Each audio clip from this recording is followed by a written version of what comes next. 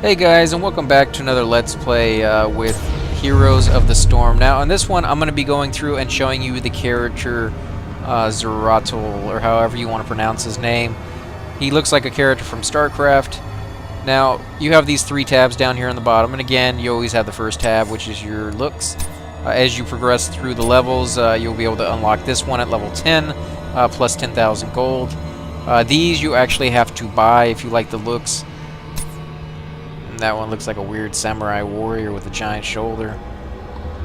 Now remember, if you don't like the color, you'll always be able to unlock these variations as time progresses, as you level up. You got your mount tab, which again are used for all your characters, so if you unlock one or are able to acquire one, you'll be able to use them for no matter who you switch to. And then you have this tab right here. Now abilities is something you start with as any character does. You'll have 4 of them. This one happens to have Cleave, damages nearby enemies. Singularity Spike, slows and damages the first enemy hit.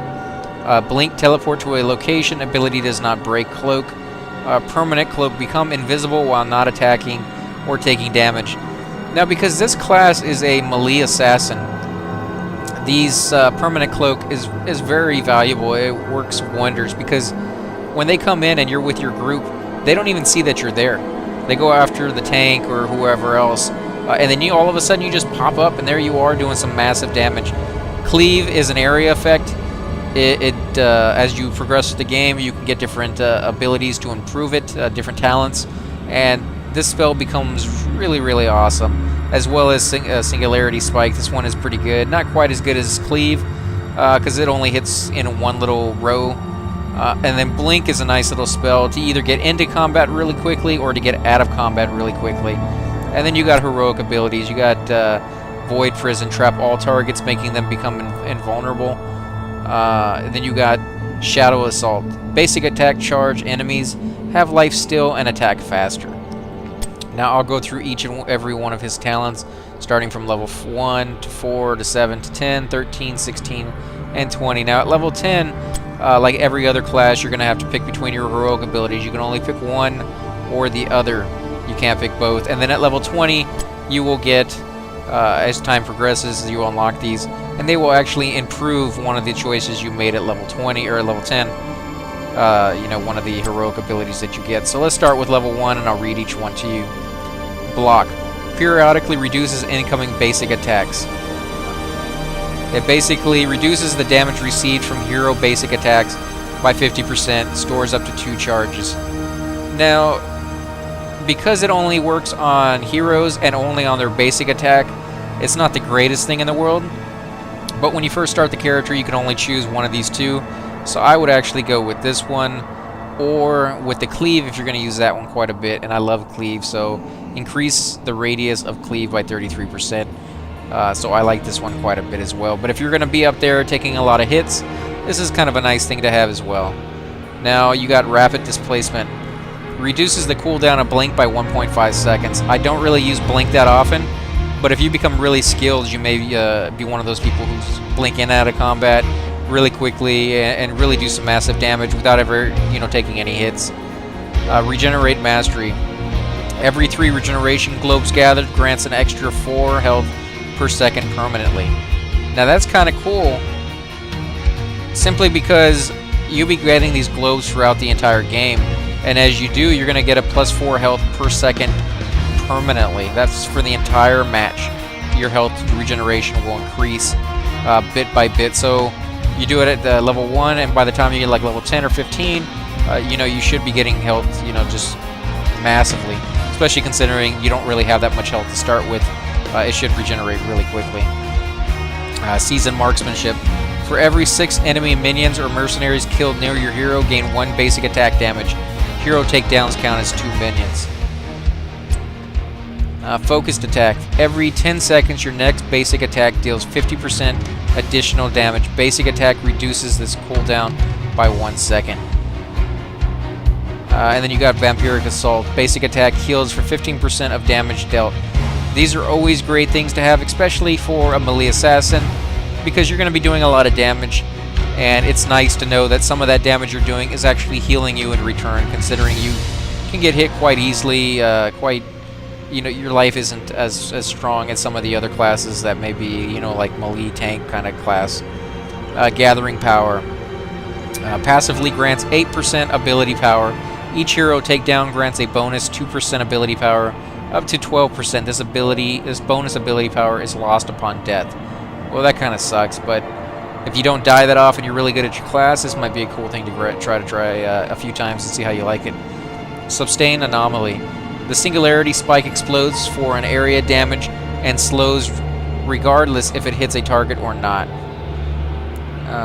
Let's see. Activate to teleport to the last non-structure target you attacked within 3 seconds. 15 seconds cooldown. So that would be, again, if you're really good at the class, you're good at teleporting in and out of things, this would be another little thing that you can try.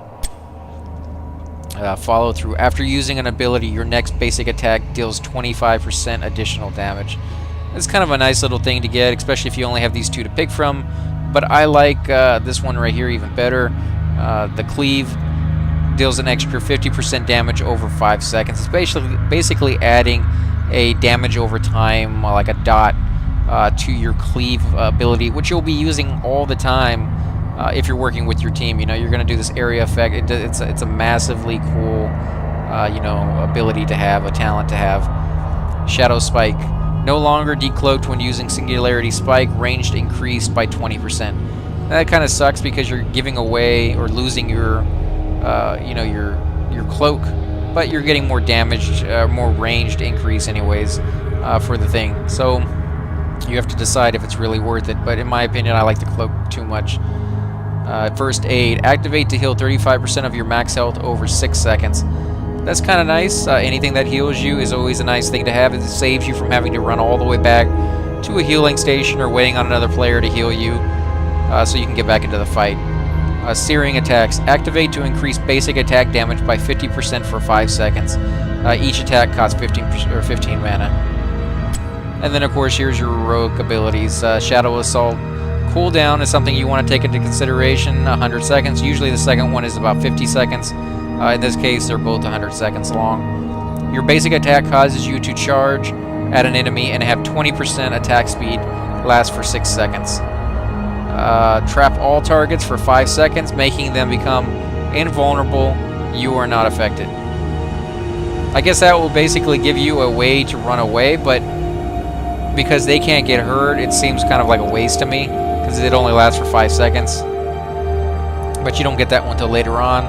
So again, if you guys have played the game, you disagree with me on any of this stuff, please feel free to comment and get a discussion going on the different play styles that you guys enjoy, how you prefer to play the character, anything that you've noticed, you know, different abilities, different talents. You know, share the information with all of us.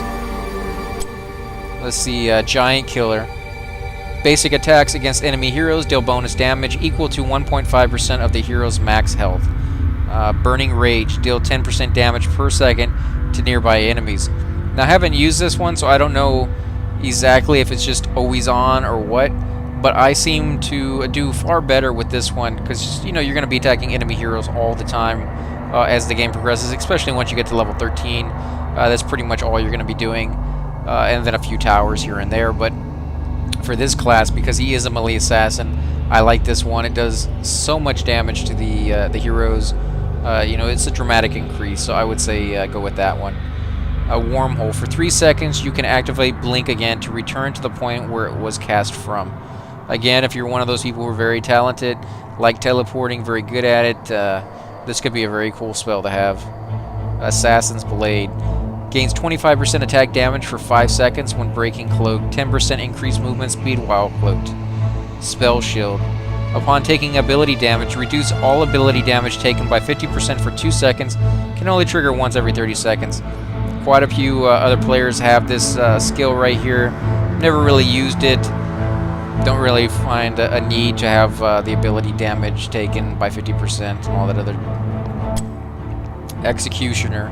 Basic attacks deal 40% more damage against slow, rooted, or stunned targets. Now, every time I've seen this spell, I've made the same comment that the game hasn't been out for that long. This is the alpha technical version, or the technical alpha version, however you want to phrase it. Beta version's coming in a couple weeks, and that one's going to be a closed beta unless you were invited, and then eventually the game will come out. Now, because there's not a lot of progression that you can really make in this short amount of time, people haven't unlocked some of the more unique characters, and they haven't gotten a lot of the spells that you can get, like slow root or stun targets. The only reason I'm even able to play this character is because for this few days they've unlocked certain characters so that people can try them out.